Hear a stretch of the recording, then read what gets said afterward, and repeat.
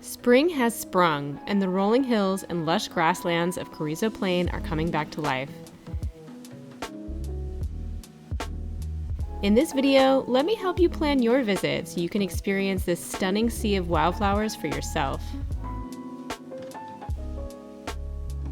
Carrizo Plain is a vast and largely untouched grassland just a few hours north of Los Angeles. The pristine plain sits nestled between the Temblor Mountains to the northeast, the Caliente Mountains to the southwest, and the ever-shifting San Andreas Fault. This hidden gem in San Luis Obispo County is home to a wide range of wildlife, including kit foxes, pronghorn, and migrating sandhill cranes. It was designated as a national monument in 2001, and since then, not much has changed.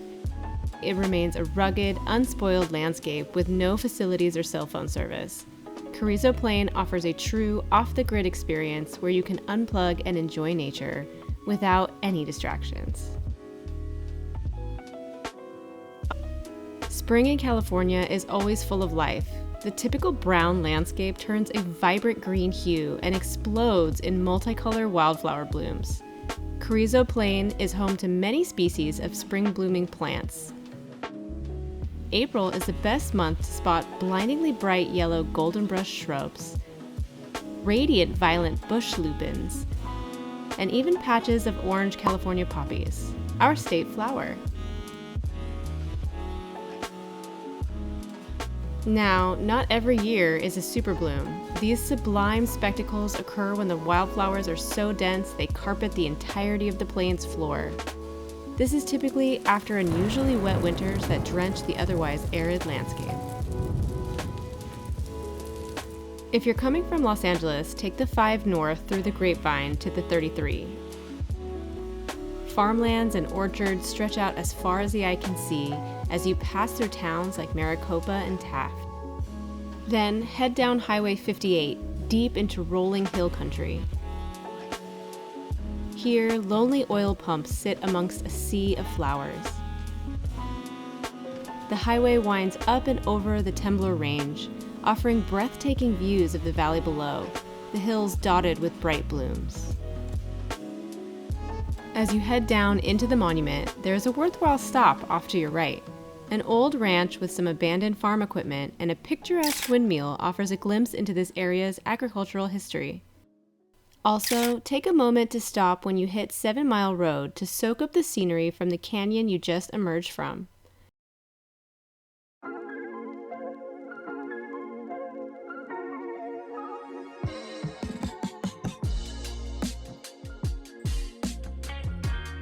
From 7 Mile Road, turn on Elkhorn Road for a bit more of a bumpier ride. Wallace Creek is a small creek bed right at the foot of the San Andreas Fault. While dry for most of the year, it provides a unique vantage point to see the rolling landscape sprawl out before you. The Interpretive Trail is a short, easy walk through the wildflowers. It is lined with plaques marking the violent geological features and vivacious fauna this area is so known for.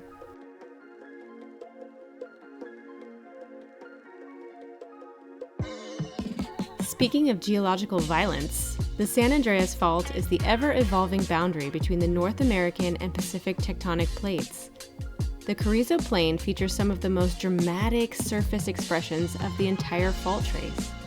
Running along the eastern border of the monument, the Elkhorn Scarp is one of the oldest sections of the San Andreas. The Elkhorn Scarp's striking pressure ridge jets out from the flat plain, marking the violent upheaval from the two plates colliding.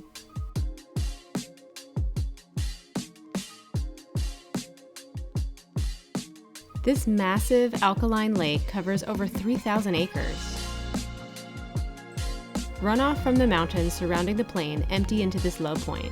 There is no exit.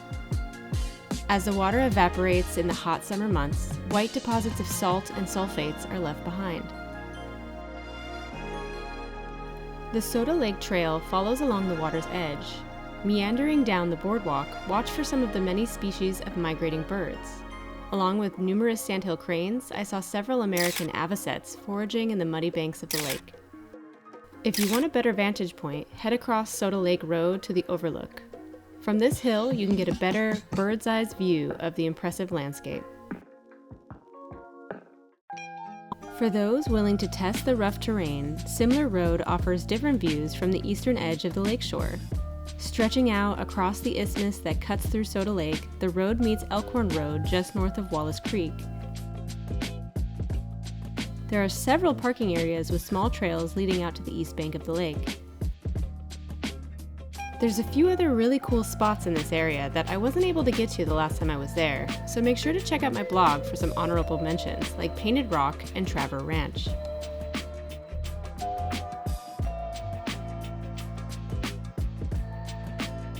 Be ready for no facilities or services for miles and miles. There's virtually no cell service in the monument, although I did get a single bar on Verizon while walking along Wallace Creek Interpretive Trail. There is no water or gas, so bring everything you need, including a map. The Goodwin Education Center will be your best friend if you need directions or a bathroom stop. The roads are not paved or maintained. There are 18 miles of paved road on Soda Lake Road, north of the Goodwin Education Center, and that's it. The rest of them are all gravel or straight-up OHV trails, which become impassable after a rain. While Simler Road was the roughest one I experienced, it was super fun to drive down the isthmus. But honestly, would I do it again in my car? Probably not.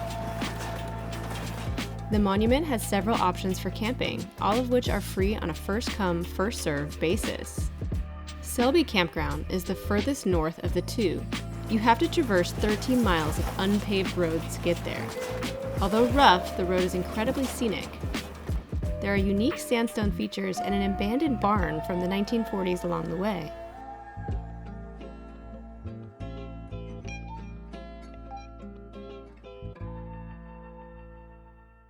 Further south is KCL Campground, which is much closer to Soda Lake Road. This quaint campground is nestled amongst eucalyptus trees, offering some of the only shade in the whole monument. Given that much of the area around the monument is BLM land, there are also tons of places to boondock. Dispersed camping is available in the rolling hills north of Wallace Creek and near Selby Campground. No camping is allowed on the valley floor, so just check the BLM maps before setting up camp. The campgrounds inside the monument fill up quickly during peak wildflower season. While April is the best month to peep wildflowers, it is also the busiest time to visit. So have a plan B and C and maybe even D before heading to the monument.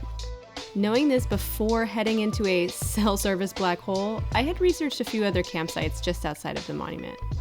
Song Dog Ranch sits just outside the southern entrance to the monument. I found it on HipCamp, and while expensive, I was not disappointed. It offers basic campsites perched atop of a ridge overlooking the breathtaking vistas of Ballinger Canyon. Me and my dog, Mowgli, rolled up without any reservations, and we were the only ones in the entire campground.